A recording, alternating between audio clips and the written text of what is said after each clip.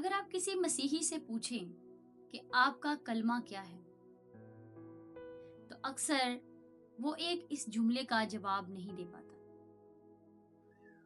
तो फिर क्या वाकई मसीहियों का कोई कलमा नहीं है? आज आप सुनने वाले हैं एक ऐसा सच जो न सिर्फ आपकी सोच को बदलेगा बल्कि आपको हैरान भी कर देगा। तो नाजरीन, आप सबको जितने आज इस YouTube चैनल पर मुझे देख रहे हैं, एक बार फिर बहुत बहुत खुशामदीद और मसीह यीशु की मोहब्बत में आप सबको सलाम। ये सवाल कि क्या मसीहियों का कोई कलमा है, ये एक बड़ी गहरी हकीकत है और हकीकत का दरवाजा है, क्योंकि मसीहत के अंदर ईमान को महदूद नहीं रखा जा सकता। और यहाँ पर ईमान जो है वो एक जिंदा पैगाम है जो तारीख और खुदा के साथ ताल्लुक पर मबनी है। और मसीहत की बुनियाद यीशु मसीह की पैदाइश, उनकी कुर्बानी और उनके जी उठने पर कायम है। और इसीलिए मसीहियों का कलमा जो है वो सिर्फ अल्फाज नहीं बल्कि अल्फाज से बढ़कर एक मुकम्मल ऐलान बन जाता है। इब्तदाई कलीसिया ने भी इसी ईमान को वाज़े करने के लिए एक वाज़ेह खुलासा पेश किया, जिसे रसूलों का अकीदा भी कहा जाता है।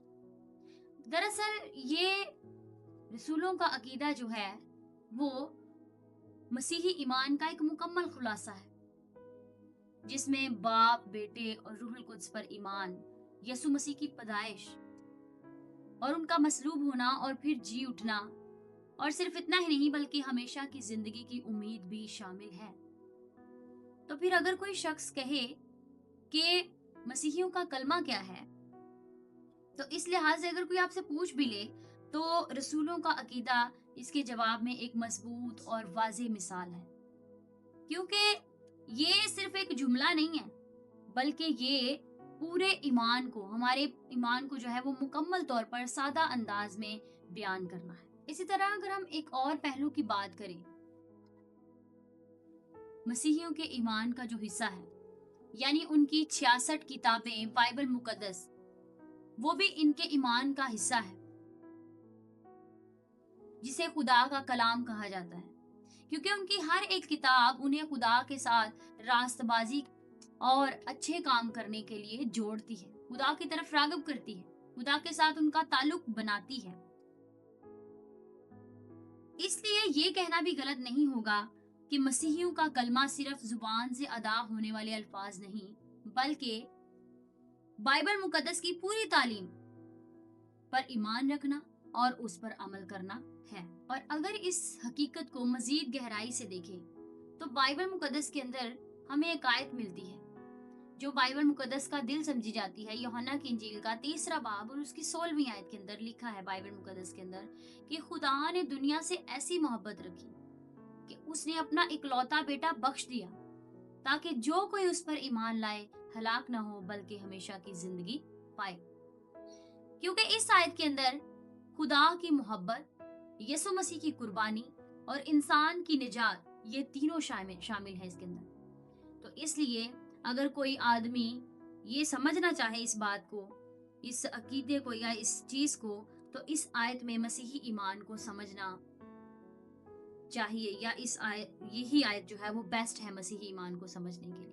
यहाँ पर ये बात समझना जरूरी है कि मसीहत के अंदर कलमा सिर्फ अल्फाज नहीं बल्कि ये एक जिंदा हकीकत है।